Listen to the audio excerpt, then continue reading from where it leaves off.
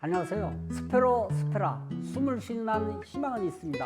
여러분에게 꿈과 행복을 찾아주는 여러분의 희망의 등대지기 법원 회생위원 출신 회생파산 전문 법무사 법학박사 최옥환입니다. 개인회생 제도는 과도한 빚 때문에 어려움을 겪는 분들에게 경제적인 재기를 할 수 있는 기회를 국가가 제공하는 제도입니다. 물론 개인회생을 신청을 해가지고 면책 결정까지 받는 이 과정이 좀 어려운 말로 지난한 시간이 될 수도 있습니다. 그런데 최근에는 이제 개인회생 제도에 대한 정보 접근성 이게 이제 과거에 비해 높아지면서 체계적으로 절차를 진행을 할 수 있게 되었습니다. 물론 금융기관의 이 대출 트렌드를 살펴보면요, 요즘 들어서 저금리 대출 상품도 상당히 많이 늘어난 것도 사실이거든요. 그런데 신용이 낮은 저신용자분들에게는요 여전히 금융기관의 문턱이 높은 것도 사실입니다. 그림의 떡이죠. 그래서 이번 영상에서는 개인회생을 준비하시거나 또는 생각하고 계시는 분들, 이런 분들을 위해서 개인회생 절차를 이용해서 가급적 빨리 정상적인 경제활동을 할 수 있도록 궁금해하시거나 질문이 많은 내용을 중심으로 말씀을 드리도록 하겠습니다.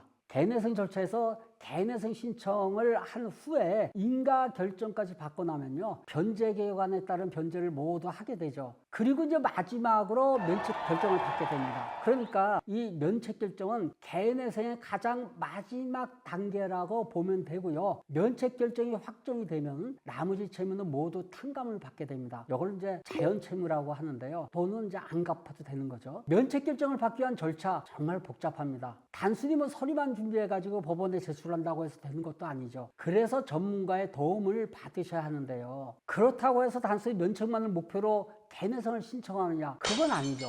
우리가 개인회생을 신청하는 진짜 목적, 이거는요 면책 이후에 경제적인 생활을 안정적으로 하기 위한 것에 있는 거 아니겠어요? 그래서 개인회생 신청을 하기 위해 가장 중요한 것은 면책 이후에 경제적인 안정을 위한 계획까지 함께 이렇게 고려해야 됩니다. 보통 이제 개인회생을 실무상 처리하다 보면요, 저와 같은 경우에도 법원 회생위원 경력을 포함해 가지고 법무사 개업을 하고 나서도 개인회생 업무를 주 업무로 사무실을 계속 지금까지 이제 운영을 하고 있는데요. 이렇게 개인회생 업무를 오랫동안 처리하면서 도박과 관련한 채무가 있는 분들, 이분들이 개인회생 신청을 하는 것에 대해서 상당히 부담을 많이 느끼시고요, 꺼려하시는 분들이 계세요. 물론 이 도박 자금은 개인 파산은 신청을 할 수가 없겠죠. 근데 개인회생은 다릅니다. 도박 채무라 그래가지고 개인회생 신청이 전혀 불가능한 것은 아니고요. 그리고 이제 저 같은 경우 그동안 이제 도박 채무를 포함해가지고 개인회생을 많이 처리를 했거든요. 너무 걱정하지 않아도 됩니다. 걱정할 필요가 없습니다. 그렇다고 그래가지고 제가 뭐 도박을 권장하는 건 절대 아니니까요. 오해하시는 일 없도록 부탁드리겠습니다.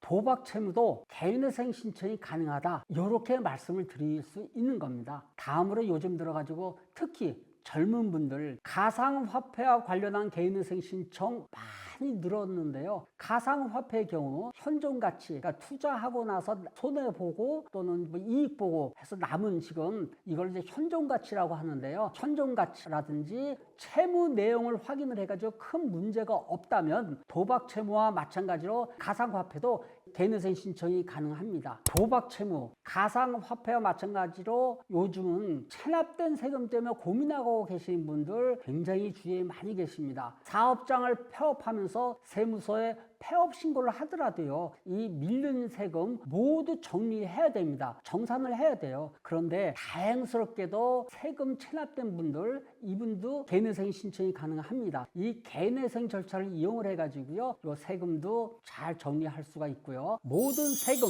이거는 건강보험이라든지 국민연금과 같이 우선채권이거든요. 그래서 우선채권을 먼저 변제를 한 후에 나머지 금융기관 대출이라든지 대부업체 또 일반 사채와 같은 일반 채권을 변제하도록 변제 개혁안을 작성을 해야 되거든요. 그런데 여기서 문제가 있습니다. 경우에 따라서 우선채권을 변제하기 위해 변제금이 높게 산정될 수도 있다는 거, 요거 주의하셔야 됩니다. 그 변제계획안 작성 원칙, 방법 너무 전문적이고 어렵거든요. 그래서 오늘 이 짧은 시간에 설명을 하는 거는 좀 힘들어서 그 부분은 생략을 하고요. 그래서 우선채권과 관련한 개인회생, 요거는 경험이 풍부한 사무실에 그 사건을 의뢰를 하셔야 됩니다. 개인에서는 지속적인 소득만 있으면요, 4대 보험 가입을 안 한 분이라든지 알바, 프리랜서, 비정규직 누구나 신청이 가능합니다. 심지어 경우에 따라서는 취업을 하자마자 첫 월급을 받지 못한 경우에도 개인회생 신청이 가능합니다. 물론 채무가 자산보다 많아야 되고 과거에 개인회생 면책을 받은 적이 있다면 5년이 경과해야 된다는 그러한 좀 제한 규정이 있기는 합니다.